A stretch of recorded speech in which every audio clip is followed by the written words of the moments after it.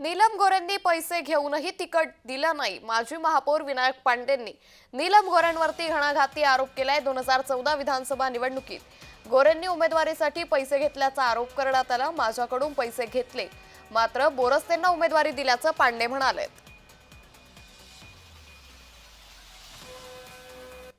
मी दिले ना पैसे, सांगतो ना, 100% पैसे दिले। आणि भैया बाहेरची मध्ये आमच्या मध्यस्थी होता आणि त्याच्या समोर पैसे दिले आणि ते देतच नव्हत्या। मग मी सांगितलं पत्रकार परिषद घेऊन मी भूमिका मांडेल सगळे पत्रकारांना, सगळ्या महाराष्ट्राला कळेल।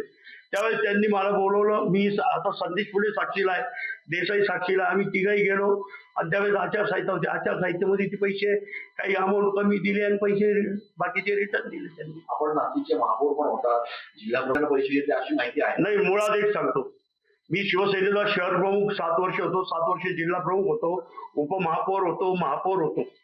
पण शिवसेना प्रमुख असेल का उद्धव साहेब असेल, कधी माझ्याकडून पदासाठी 1 रुपया सुद्धा मागितलेला नाहीये। फक्त त्यांनी एवढं बघितलं का एक चांगलं काम करतो, चांगलं डॅशिंग कार्यकर्ता आहे, म्हणून त्यांनी मला सतत ही पदं देत गेले आणि माझ्यावर म्हणजे शिवसेनेमध्ये एवढं मला जे दिलं ते भरभरून उद्धव साहेबांनी बाळासाहेबांनी दिलेलं आहे। कधी माझ्याकडून नया पैसा सुद्धा घेतला नाही त्यांनी।